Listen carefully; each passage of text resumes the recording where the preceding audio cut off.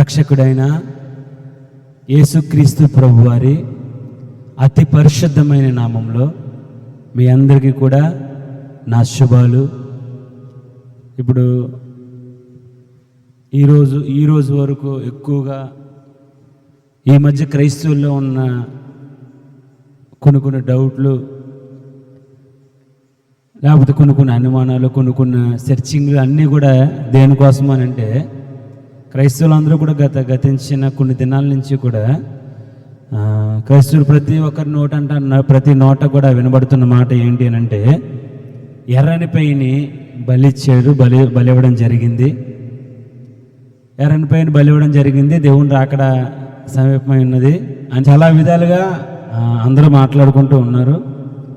అయితే దీనికోసం, ఈ ఎర్రని పై కోసం అసలు బలి ఇచ్చారా, అసలు ఎర్రనిపై బలి జరిగిందా, అసలు జరిగితే ఒకవేళ నిశ్చయించిన స్థలంలోనే జరిగిందా, ఒకవేళ లేకపోతే ఆ స్థలం కాక వేరే స్థలంలో జరిగిందా, వీటన్నిటి కోసం కూడా మనం క్లుప్తంగా ఈ ఎర్రనిపై కోసం మనం కొన్ని నిమిషాలు క్లుప్తంగా మనం మాట్లాడుకుందాం. వాస్తవానికి వీడియోలన్నీ కూడా ఇవి హల్చల్ అవుతున్నాయి, ఆల్రెడీ కూడా బలి జరిగిపోయింది అని. కానీ కొంచెం మంది జరగలేదు అంటున్నారు, కొంచెం మంది జరిగింది అంటున్నారు. అసలు ఎర్రనిపై గురించి మనం కొన్ని విషయాలు తెలుసుకుందాం, అసలు ప్రాముఖ్యమైన విషయాలు తెలుసుకుందాం. ఈ ఎర్రనిపై గురించి యూదులు కొన్ని నియమాలు బట్టి, లేకపోతే బైబిల్ గ్రంథంలో ఉన్న వాటిని బట్టి కొన్ని విషయాలు మనం తేటతెల్లగా మాట్లాడుకుందాం. ఎందుకు తెలుసుకోవలసిన అవసరం మనందరికీ కూడా ఉంది కాబట్టి, నిజంగా ఎర్రనిపైన బలి ఇవ్వడానికి ముందు ఇది బలికి అర్హత కలిగిందేనా అనే దాని గురించి కూడా చాలా మాటలు మనం తెలుసుకుంటాం.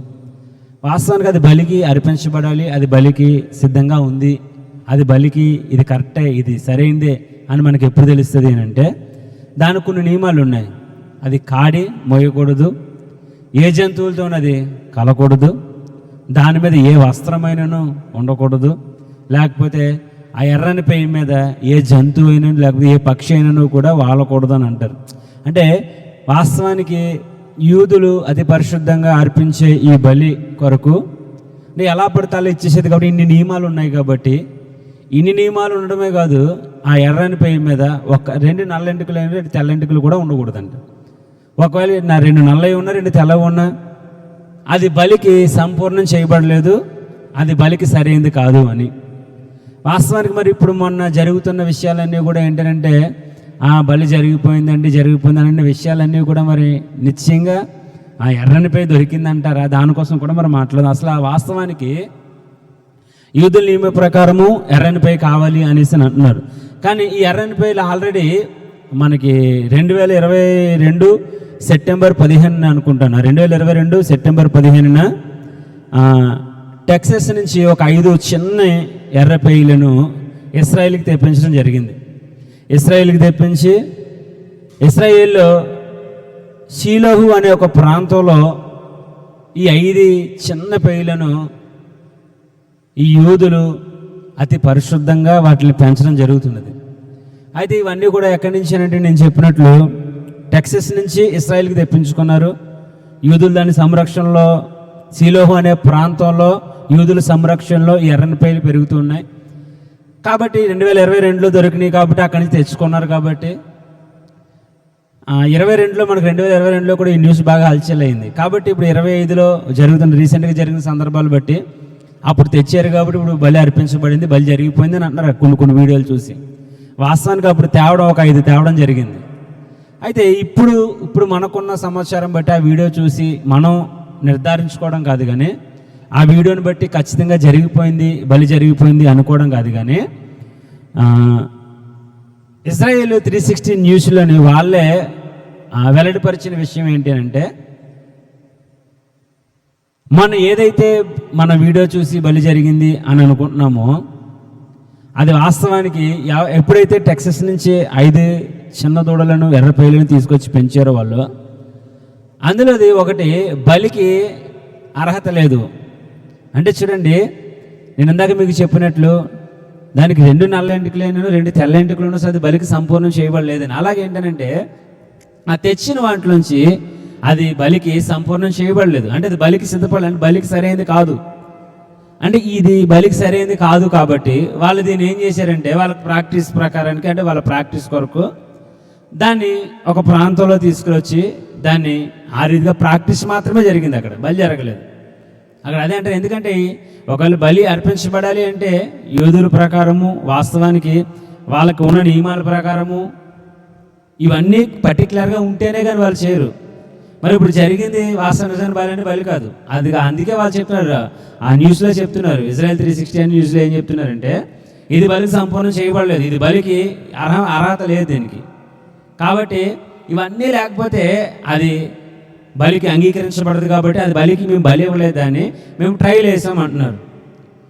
అంటే ఏంటంటే ఆ బలికి ట్రయల్ ప్రకారమే మేము దీన్ని వేసాం, కానీ ఇది ఒరిజినల్ కాదు అని చెప్తున్నారు. అయితే చాలామంది ఏంటంటే ఇది ఒరిజినలే, జరిగిపోయింది అని చాలామంది చెప్తున్నారు. కానీ వాస్తవానికి ఇది కరెక్ట్గా కాదు, అది సరైనది కూడా కాదు. అది సరైనది అయితే వాళ్ళే తేడతెల్లగా బయలుపరిచేవారు.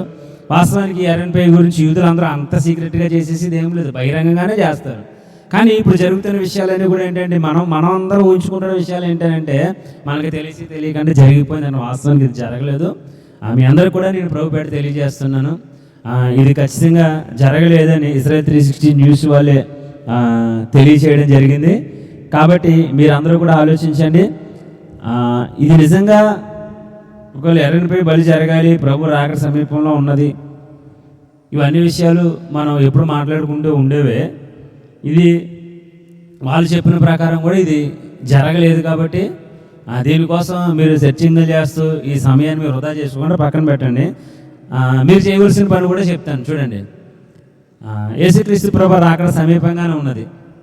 ఆయన రాకడ బహు సమీపమని తేడతెలిగా మన అందరికీ తెలుసు. దీని గురించి మనం ఎక్కువసార్లు మనం ప్రస్తావించుకోవడం కాదు, కానీ యేసుక్రీస్తు ప్రభు రాకడ సమీపంగా ఉంది. కాబట్టి మనం అందరం కూడా సిద్ధపడి ఉందాం. ఒకవేళ ప్రభు నిర్ణయ కాలంలో, ప్రభు నిశ్చయించిన కాలంలో ఖచ్చితంగా జరగవలసిన బలి ఖచ్చితంగా జరుగుతుంది.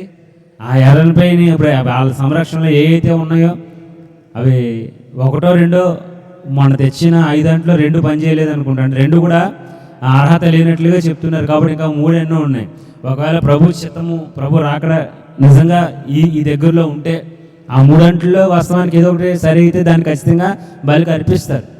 అది ఖచ్చితంగా నేను అందుకే అంటాను, ప్రభు నిర్ణయ కాలాన్ని, ప్రభు రావాలనుకుంటున్న తన చిత్తాన్ని ఎప్పుడు ఆయన ఎప్పుడు అనుకున్నప్పుడు ఖచ్చితంగా జరిగిపోతుంది. కాబట్టి ఏంటంటే మరి మనం అందరం కూడా ఏం చేయాలి అని అంటే సిద్ధపడి ఉందాం అంతే. ఇంకొక 10 మందికి మాట చెప్తాం, దేవుని రాకడ అతి సమీపంగా ఉన్నది, మనం అందరం కూడా ఎత్తబడాలి అని అంటే మనందరం కూడా ఖచ్చితంగా ఈ మాదిరిగా ఉండాలి, ఒక పరిశుద్ధంగా బ్రతకాలి అనేసి మనం ఒక తీర్మానం మీరు తీసుకోండి. అనేక మందిని ప్రభువులోనికి, పరిశుద్ధతలోనికి మీరు నడిపించండి.